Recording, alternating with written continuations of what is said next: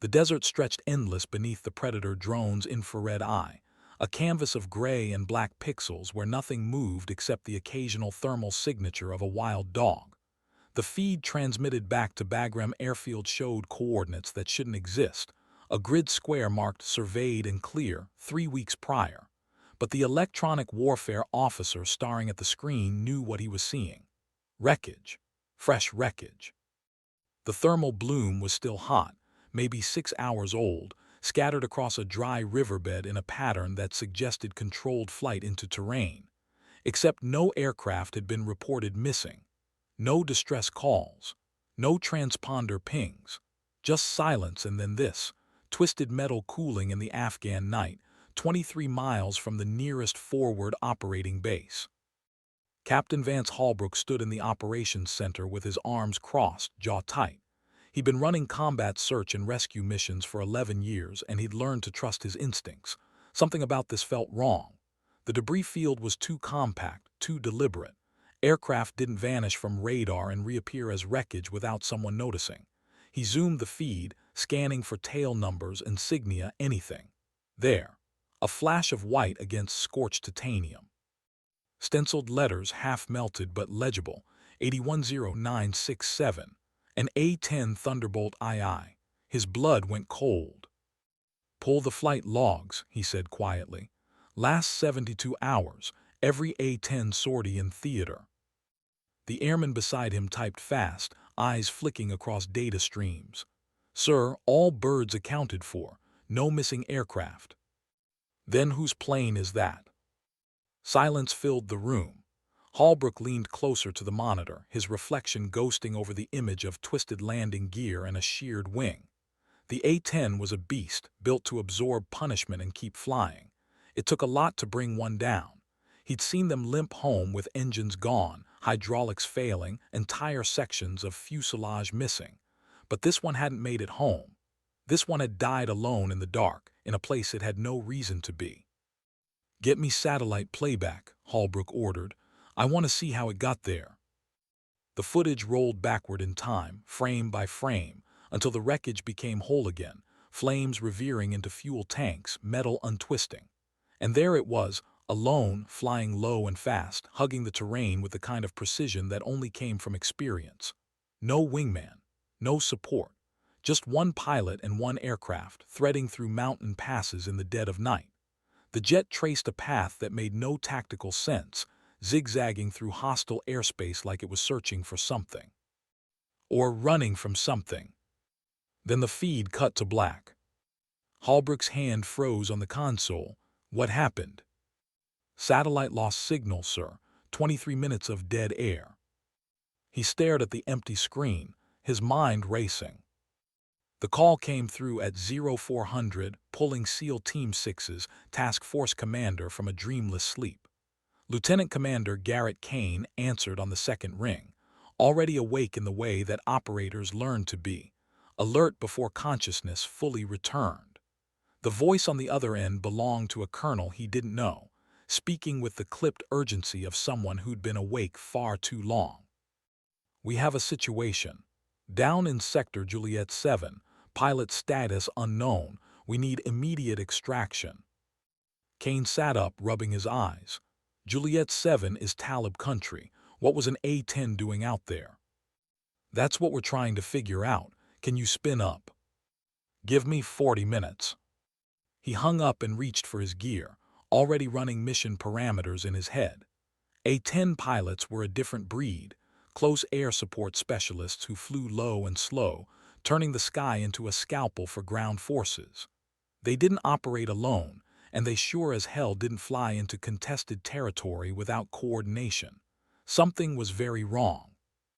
By the time his team assembled on the tarmac, the Black Hawks were already spooling up, rotors cutting through the pre-dawn darkness. Kane briefed them in the cargo bay, shouting over the engine noise. "Single aircraft down, pilot unaccounted for. We're going in fast, grabbing whoever we find and getting out. Expect contact." His second-in-command, Senior Chief Petty Officer Rains, leaned in. "They give you a name?" Kane glanced at the mission folder, flipping to the pilot roster. His eyes stopped on a single line of text, and for a moment he just stared. Then he looked up at Rains, his expression unreadable. "Yeah, they gave me a name." Rains waited. Kane closed the folder. Call sign Revenant. The name meant nothing to most of the team, but a few of the older operators exchanged glances. Revenant, the ghost, a legend whispered about in ready rooms and mess halls, the kind of story that got embellished with every retelling. A pilot who'd survived the unsurvivable, who'd walked away from crashes that should have been coffins. Some said she was reckless. Others said she was cursed. Most said she didn't exist anymore, that she'd washed out or transferred to some desk job where the brass could keep an eye on her. But here was her call sign, attached to a downed aircraft in enemy territory. "She's real?" someone asked. Kane didn't answer. He just checked his rifle and settled into his seat as the helicopter lifted off, banking hard toward the mountains. Below them, the desert turned from black to gray as the first light of dawn touched the horizon. Somewhere out there, in a valley filled with wreckage and silence, a pilot named Revenant was either dead or waiting. The seals flew in silence, each man alone with his thoughts. Her name was Kale DeVuro, and she woke up drowning in dust. Her lungs burned, every breath a razor blade scraping against her ribs. The cockpit was upside down, or maybe she was. It was hard to tell. Gravity felt negotiable. Blood dripped upward from somewhere, tracing slow lines across the shattered canopy above her head. No, below her head. She blinked hard, trying to force the world to make sense again. The ejection seat harness bit into her shoulders, holding her suspended in the wreckage. Her helmet was cracked, the visor spiderwebbed with fractures that turned the dawn light into a kaleidoscope. She reached up down and fumbled with the release mechanism. Her fingers were numb, clumsy. It took 3 tries before the buckle gave way, and then she was falling, crashing onto the inverted ceiling of the cockpit with a grunt that sent fresh pain lancing through her side. She lay there for a moment, staring at the instrument panel above her. The multifunction displays were dark, dead screens reflecting nothing. The stick hung limp, hydraulics gone. Everything smelled like burned metal and leaking fuel. She needed to move. Fuel meant fire, and fire meant death. But her body wasn't listening. Her legs felt like they belonged to someone else, distant and uncooperative. "Come on, Kale," she whispered to herself. "Get up." She rolled onto her stomach, biting back a scream as something in her ribs shifted. Broken, probably. She'd know for sure once the adrenaline wore off. Using her elbows, she dragged herself toward the shattered canopy, pulling her weight across jagged metal and broken glass. Her flight suit tore, fabric catching on sharp edges. Blood followed her, dark drops on gray metal. The canopy had blown out on impact, leaving a gap just wide enough to crawl through. She squeezed through it, gasping, and tumbled onto hard-packed earth. The sky above was the color of old bruises, purple and orange and impossibly vast. She'd spent her whole life in that sky. Now it felt like a stranger staring down at her. Kale forced herself to her knees, then to her feet, swaying. The A-10 was a ruin behind her, one wing sheared off, the tail section twisted at an angle that defied physics. Landing gear was buried in sand. The GAU-8 Avenger cannon, her beloved 30mm gun, was half buried in the fuselage. She'd flown this bird for 3 years, knew every rattle and quirk. Seeing it like this felt like losing a friend. She activated her survival radio, fingers shaking as she keyed the mic. "Any station, this is Revenant. I'm down in Sector Juliet 7. Aircraft is a total loss. I'm mobile but injured, requesting immediate extraction." Static answered her. She tried again, adjusting frequencies. Still nothing. Either her radio was damaged or no one was listening. Neither option was good. Kale looked around, getting her bearings. Mountains to the north, a dried riverbed snaking west. She'd gone down in the worst possible place, Taliban territory, miles from friendly forces. And if they'd seen her crash, they'd be coming. She needed to move, to find cover and wait for rescue. But first, she needed to survive the next hour.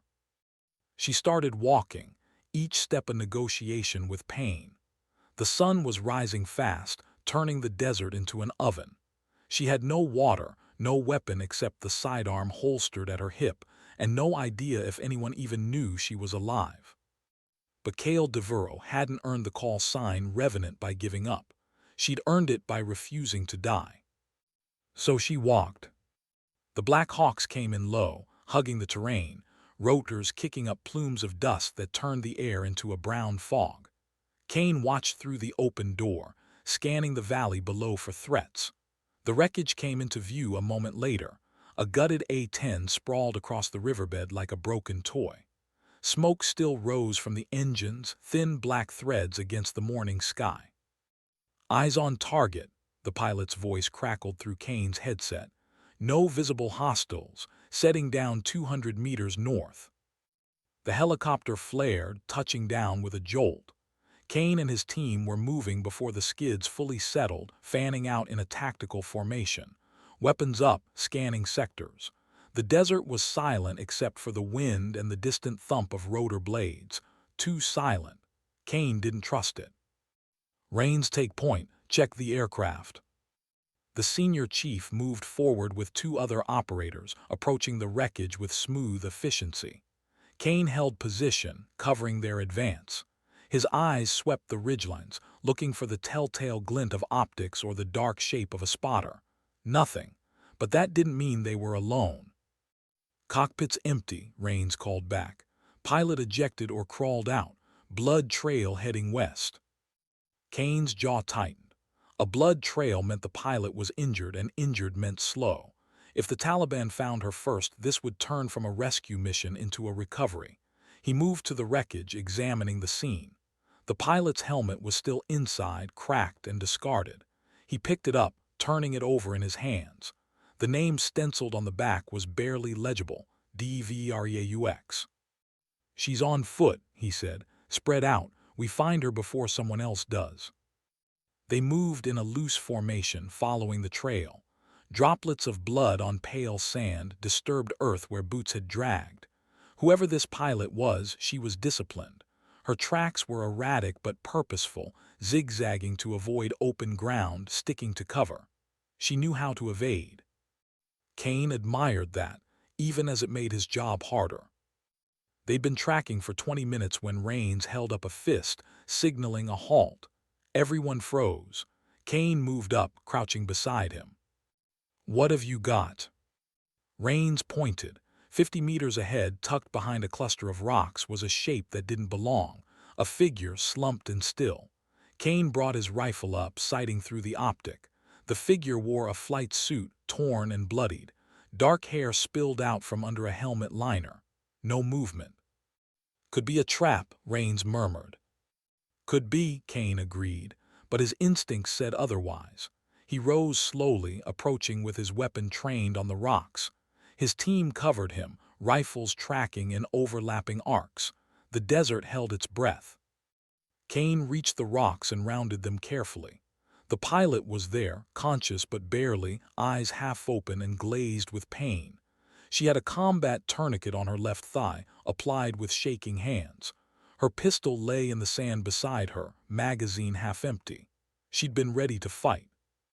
She looked up at him, and for a moment neither of them spoke. Then she smiled, a ghost of a thing, blood on her teeth. "Took you long enough," she rasped. Kane knelt beside her, already signaling for the medic. "Revenant, I presume." "That's what they call me." "Well, Revenant, you picked a hell of a place to crash." She coughed, grimacing. "Didn't exactly plan it." The medic arrived, assessing her injuries with swift hands. Broken ribs, possible internal bleeding, deep lacerations. She'd need a hospital, and fast. Kane watched her face as the medic worked, nodding the way her jaw clenched against the pain, the way she refused to close her eyes even though exhaustion pulled at her. She was tough, tougher than most. "What were you doing out here?" he asked quietly. Her eyes met his, and for a moment he saw something flicker there. Fear, maybe, or regret. "Following a ghost," she said. They extracted her by helicopter, loading her onto a stretcher with practiced efficiency.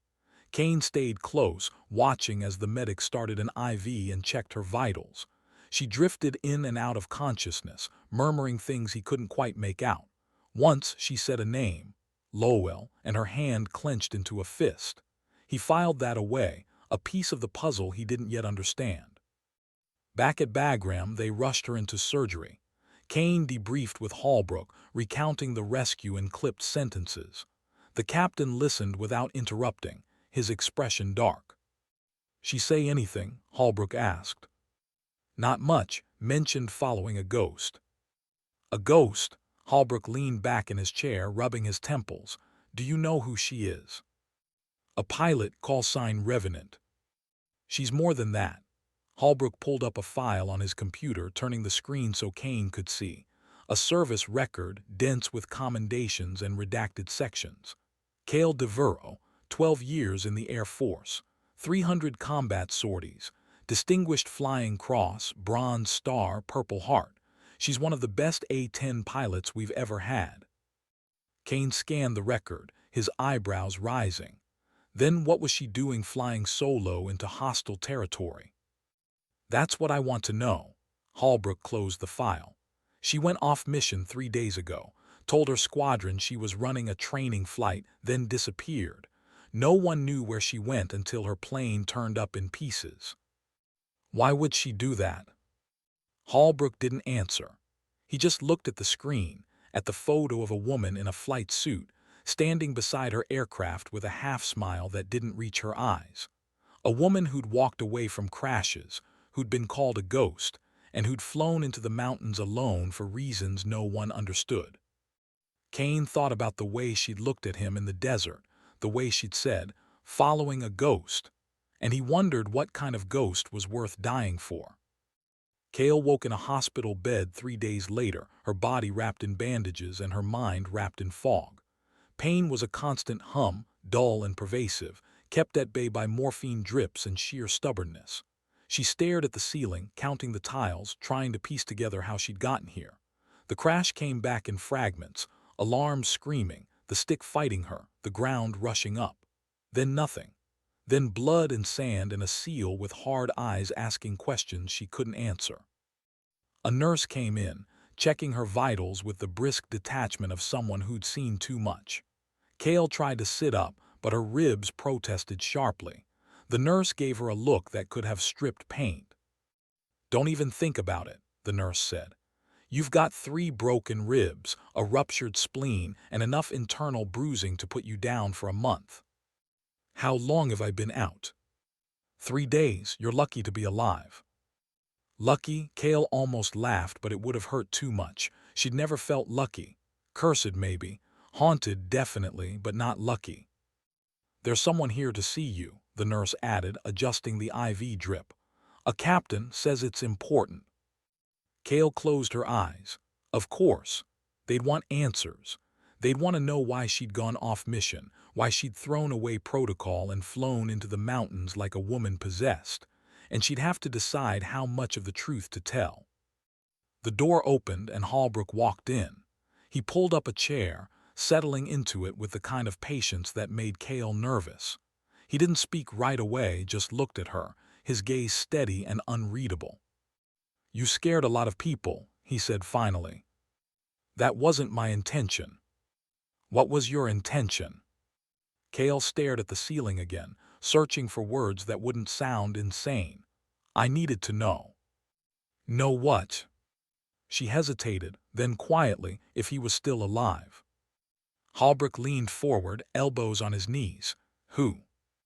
"Major Lowell, my wingman." She swallowed, her throat tight. "He went down 2 years ago in the same valley. They never found his body, never recovered the aircraft, just nothing, like he vanished." "And you thought you could find him?" "I thought I saw him." She turned her head, meeting Holbrook's eyes. 3 weeks ago, I was flying a routine patrol. My sensors picked up a transponder signal, an emergency beacon, exactly where Lowell went down. It was only active for 30 seconds, then it disappeared. But I heard it." Holbrook's expression didn't change. "Did you report it?" "I tried." Command said it was a ghost signal, interference from old equipment. They told me to forget about it. Her hands clenched the blanket. But I couldn't, because that signal used Lowell's code, his personal identifier. No one else would know it. Holbrook sat back, processing. So you went looking? I had to. And what did you find? Cale's eyes drifted to the window where the Afghan sun beat down mercilessly. Nothing, just mountains and silence. And then my bird took fire and I barely made it out. She paused. But I know what I heard. He's out there, Captain, or something is. Holbrook didn't argue. He just nodded slowly, filing her words away. Rest up, Lieutenant. We'll talk more when you're healed. He left, and Cale was alone again, staring at the ceiling and wondering if she'd just ended her career. Word of Revenant's crash spread through the base like wildfire, carried on the lips of crew chiefs and mechanics, pilots and ground troops. Everyone had a theory. Some said she'd been shot down. Others claimed mechanical failure. A few whispered that she'd lost her mind, that the stress had finally broken her. But in the ready room where the A-10 pilots gathered, the conversations were quieter, more reverent. They knew what it meant to lose a wingman. They knew the weight of unanswered questions, the way ghosts could linger in the corners of your mind, whispering in the static between radio calls. Captain Iris Tam had flown with Cale for 6 months before Lowell's disappearance. She remembered the way Cale had changed afterward, still competent, still precise, but distant. Like part of her had stayed in those mountains searching. When Iris heard about the crash, she wasn't surprised. Worried, yes. Angry, maybe, but not surprised. She found Kane in the chow hall, nursing a cup of coffee that had gone cold an hour ago. He looked up as she approached, his expression guarded. You pulled her out, Iris said, not a question. We did. Thank you. She sat down across from him, hands wrapped around her own mug. Did she say anything about why she was out there? Kane studied her for a moment, then nodded. She mentioned a name, Lowell. Iris's face tightened. Her wingman, he went down 2 years ago, they never found him. She said she picked up his transponder signal. That's impossible. His beacon would have died months ago. That's what Command thinks. Kane took a sip of his coffee, grimaced at the taste, but she believed it, enough to risk everything. Iris looked out the window at the rows of aircraft parked on the tarmac. Lowell and Cale were more than wingmen. They were partners. He saved her life on her first combat sortie, took fire meant for her, brought his damaged bird home on one engine. After that, they were inseparable. When he disappeared, it broke something in her. Survivor's guilt. More than that, she blamed herself. Thought she should have been there, should have seen the threat. She's been carrying that weight for 2 years. Iris's voice softened. I think part of her hoped the signal was real, that she could bring him home. Kane understood that. He'd lost men too, brothers who'd vanished into the dark and never come back. The need to find them, to give them closure, was a wound that never fully healed. What happens to her now? He asked. Depends on the investigation. If they think she went rogue, she'll be grounded, maybe discharged. Iris's jaw set. But if they believe her, if there's even a chance that signal was real, they might send someone back. Kane met her eyes. Would you go? In a heartbeat. The investigation began the next week. A bureaucratic machine grinding through reports and flight data, interviews and evidence. Cale sat through hours of questioning, her body still healing, her mind exhausted. They asked her the same questions in different ways, probing for inconsistencies, looking for cracks in her story. She told them the truth, about the signal, about Lowell, about the need to know that had driven her into the mountains alone. Some of the officers listened with skepticism, others with something that looked like pity. None of them seemed to believe her. A ghost signal, one colonel said, flipping through her file. That's your explanation. It's not an explanation, it's what happened. Lieutenant, we've analyzed the area where you claim to have heard this beacon. There's nothing there. No wreckage, no transponder, no sign of any aircraft. Then where did the signal come from? The colonel closed the file, his expression hard. You tell me. Kale wanted to scream. She wanted to grab them by their uniforms and make them understand. But she knew how it sounded. A desperate pilot chasing ghosts, risking lives and aircraft on a hunch. She'd be lucky if they let her keep her wings. The hearing concluded without resolution. Pending further investigation, she was grounded. No flight status, no mission assignments. She was a ghost herself now, haunting the edges of the base, watching others do the job she loved. Iris visited her in the barracks, bringing contraband chocolate and a quiet sort of solidarity. They're idiots, Iris said, tossing the chocolate onto Kale's bunk. They're doing their job. Their job is to trust their pilots. You've earned that. Kale unwrapped the chocolate, letting it melt on her tongue. It tasted like home, like something other than sand and antiseptic. I don't know if I trust myself anymore. Iris sat beside her, shoulder to shoulder. You heard something, I believe you. Why? Because you're not the type to make things up, and because I've flown over that valley. There's something wrong about it, like the air itself is holding its breath. They sat in silence, two pilots bound by the same sky, the same losses. Outside, an F-16 roared past, afterburners painting the twilight orange. Kale watched it go, her heart aching with the familiar pull of gravity and speed. I'll fly again, she said quietly. I know you will. But neither of them knew if it was true. Kane couldn't get Revenant out of his head. He replayed the rescue in his mind during downtime between missions in the dead hours before dawn. The way she'd looked at him, blood on her teeth, defiance in her eyes. The way she'd said, following a ghost, like it was the only answer that mattered. He started digging, quietly using channels he wasn't supposed to have access to. He pulled Lowell's file, reading through the Major's service record. Distinguished pilot, 3 tour, known for aggressive tactics and precision strikes. He disappeared during a close air support mission, providing cover for a ground unit under heavy fire. One moment he was on comms, the next he was gone. Vanished from radar, from radio, from the sky itself. Search and rescue had looked for 3 days, combing the mountains with helicopters and drones. They'd found nothing. Eventually, they'd called it off, listed Lowell as killed in action, body not recovered. But Kane knew how mountains swallowed secrets. He'd seen terrain that could hide entire villages, valleys where satellites couldn't see and radios couldn't reach. If Lowell had gone down in the right place or the wrong place, he could have been invisible. He cross-referenced coordinates, comparing Lowell's last known position with the area where Kale had crashed. They were close. Not identical, but within a few miles. Close enough that a transponder signal, if it existed, could have been heard by someone flying nearby. Close enough to be worth investigating. Kane brought his findings to Holbrook, laying out maps and flight paths on the captain's desk. Holbrook listened, his expression unreadable, then leaned back in his chair. You think she's telling the truth, Holbrook said.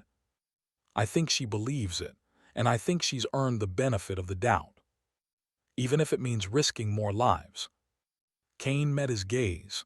We don't leave people behind. That's the code. If there's a chance Lowell is out there, we owe it to him to look. Holbrook studied the maps, tracing routes with one finger. It would have to be off-book, unofficial. If we find nothing, it'll be a waste of resources. If we find something, he trailed off, the implications hanging in the air. Then we bring him home. Holbrook was quiet for a long moment, then he nodded. I'll see what I can do. The mission came together in pieces, a puzzle assembled from favors and goodwill.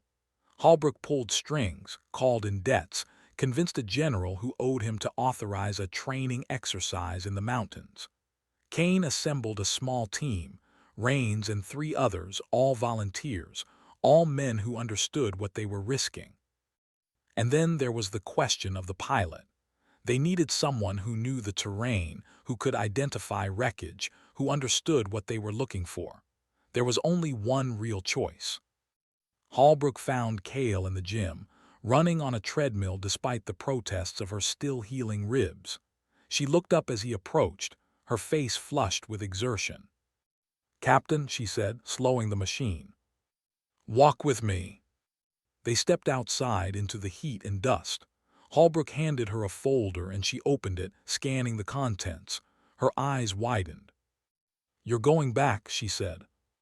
"We're going back with your help." She looked up at him, hope and disbelief warring on her face. "They grounded me. I'm ungrounding you, temporarily, for this mission only." He paused. "I need you to guide us, to show us where you heard the signal where Lowell went down. Can you do that?" Cale closed the folder, her hands shaking slightly. "Yes." "Good. We leave at 0500 tomorrow. Pack light." He started to walk away, then stopped, turning back. "Devereaux." "Sorry. If this is a wild goose chase, if we find nothing, it's on me, not you, understood?" She nodded, unable to speak. Holbrook left her standing in the sun, holding the folder like it was the most precious thing in the world. And maybe it was. A chance to redeem herself. A chance to find the ghost that had haunted her for 2 years.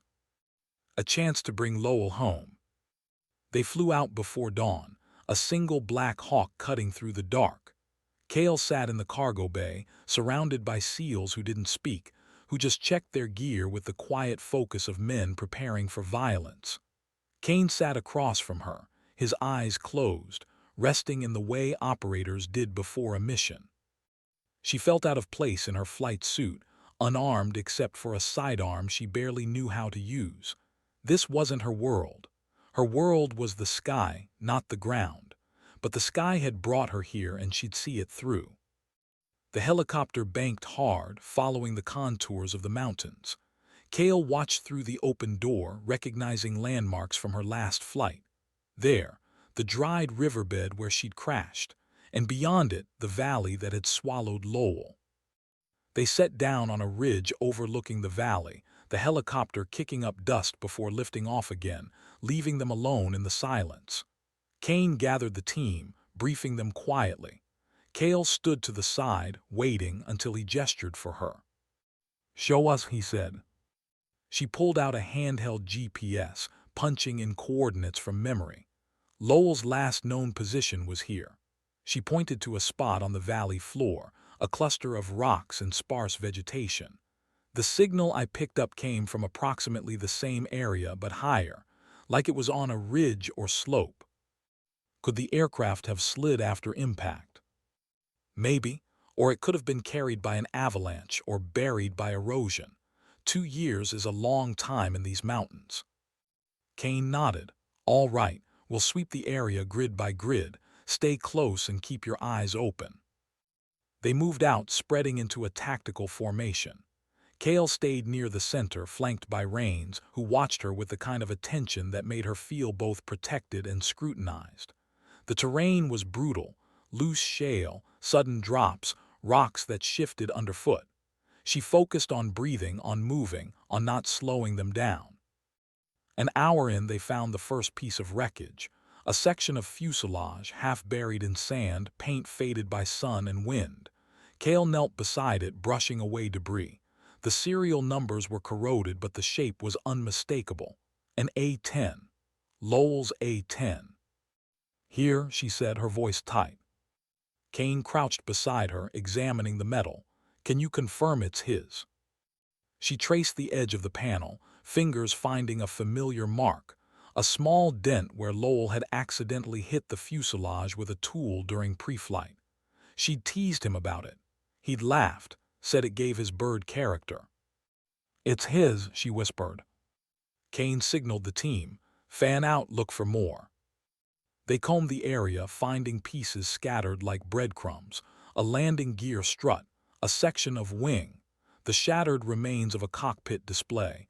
Each discovery tightened the knot in Cale's chest. Lowell had been here. His aircraft had died here. But where was he? Rains called out from a position higher up the slope. Got something. They climbed to him, boots slipping on loose rock. Rains pointed to a narrow crevice, partially hidden by an overhang. Inside, barely visible, was the unmistakable shape of an ejection seat. And strapped into it still, was a skeleton in a flight suit.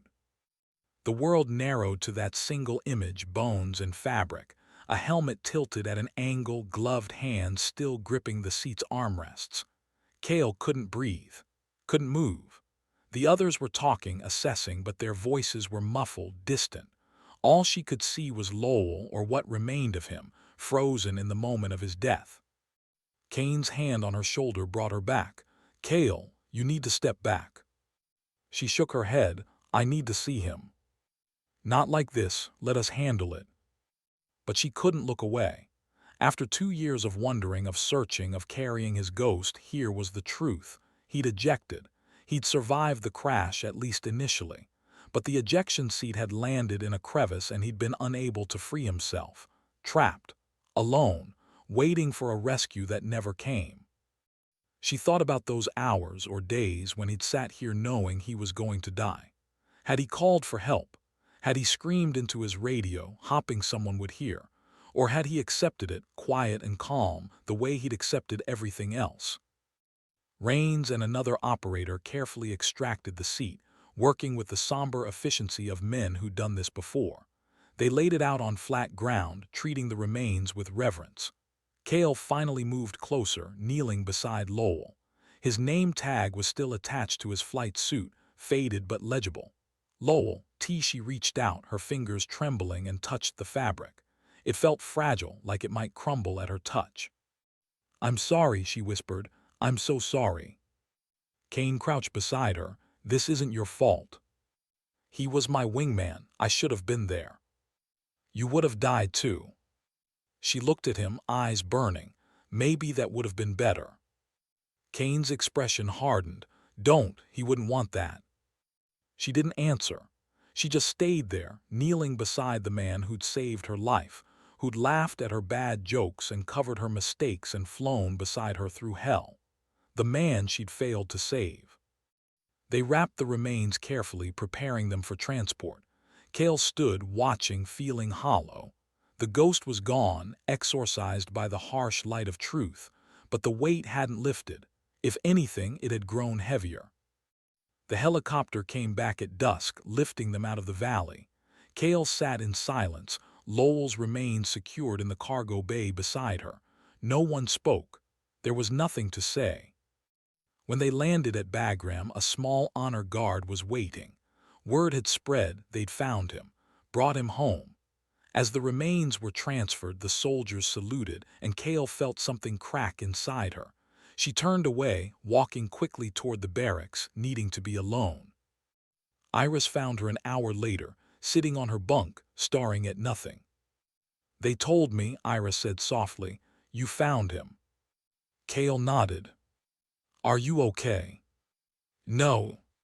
Iris sat beside her, and they stayed like that, 2 pilots mourning a third, until the sun went down and the base grew quiet.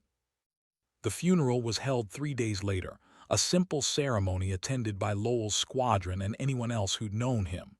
Cale stood at attention, her dress uniform pressed and perfect, her face a mask. They played taps. They folded the flag. They said the words that were supposed to bring comfort but never did. Afterward, Lowell's parents approached her. They were older than she'd expected, worn down by grief and time. His mother took Cale's hand, squeezing gently. "Thank you," she said, "for bringing him home." Cale wanted to say she was sorry, that she should have done more, that she'd failed. But she just nodded, unable to find her voice. Lowell's father handed her something, a small metal insignia, a pair of wings. "He would have wanted you to have this. He talked about you in his letters, said you were the best pilot he'd ever flown with." Cale took the wings, closing her fist around them. "He saved my life." "And you honored his memory." The father's eyes were kind, sad. "That's all we can ask." They left, and Cale was alone again, holding the wings like they might anchor her to something solid. She thought about Lowell, about the last time they'd flown together. He'd been laughing, joking about something stupid, and she'd told him to focus. Now she'd give anything to hear that laugh again. She placed the wings in her locker, next to her own, a reminder of what she'd lost and what she still carried. The investigation concluded with a quiet sort of vindication. Kale's actions were deemed understandable, if not entirely by the book.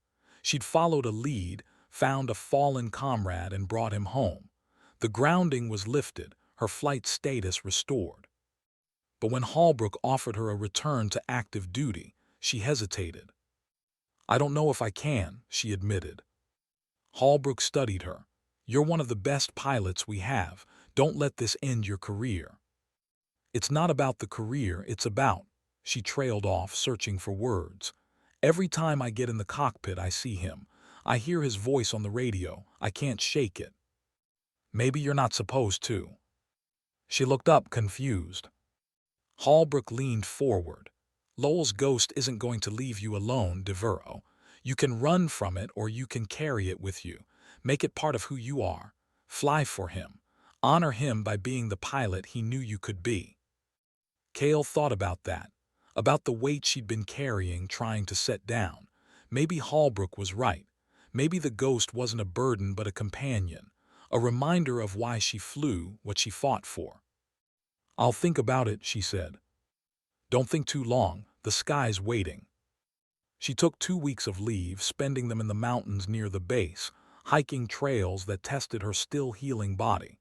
She needed the pain, the exhaustion, the clarity that came from pushing herself to the edge. At night, she stared at the stars, the same stars that had guided her through countless missions, and she felt something shift. Lowell was gone, but she was still here, and maybe that meant something. When she returned to base, she found Iris in the ready room prepping for a mission. Iris looked up, surprised. "You're back." "I'm back." Kale grabbed her gear, checking it with hands that no longer shook. "What's the mission?" Iris grinned. "Close air support. Infantry unit pinned down near Kandahar. They need us." "Then let's not keep them waiting." They walked to the flight line together, the sun beating down, the smell of jet fuel thick in the air. Kale's A-10 sat on the tarmac, patched and repaired, waiting for her. She ran her hand along the fuselage, feeling the rivets and panels, the solid weight of it. She climbed into the cockpit, settling into the seat that felt like home. The instruments glowed to life, familiar and comforting. She ran through her pre-flight checklist, each step automatic, each action a prayer. "Revenant, you ready?" Iris's voice crackled over the radio. Kale looked at the horizon, at the endless sky calling her name. She thought about Lowell, about the wings in her locker, about the ghost she'd carry with her into every mission. "Ready," she said. And she was. They took off together, 2 A-10s roaring into the sky, banking hard toward the fight. Below, the desert spread out like a promise, harsh and beautiful and unforgiving. Kale felt the familiar pull of G-forces, the thrill of speed and altitude. This was where she belonged, not on the ground, haunted by ghosts, but here in the sky, where the only thing that mattered was the mission and the lives depending on her. She armed her weapons, checked her targeting systems, listened to the chatter of the ground forces calling for help. And when the moment came, when the enemy positions lit up on her display, she dove. The GAU-8 roared, 30mm rounds tearing through armor and earth. Explosions bloomed below, orange and black against the sand. She pulled up, banking hard, lining up for another run. Iris was on her wing, matching her movements, the two of them moving like one. "Good hits, Revenant," Iris called. "Confirm enemy positions neutralized," the ground commander's voice cut in. "You just saved our asses." Kale smiled, a real smile, the first in months. "That's what we're here for." They circled the area, providing overwatch until reinforcements arrived.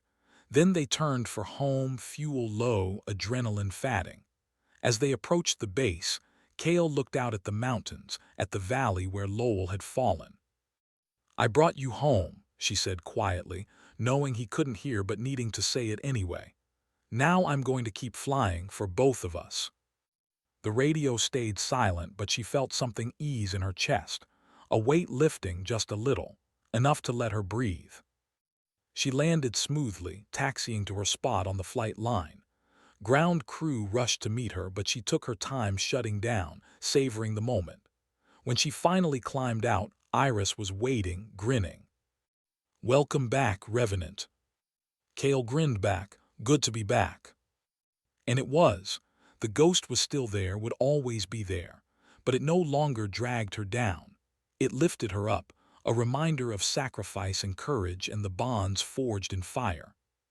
She was a pilot, she was Revenant, and the sky was hers again.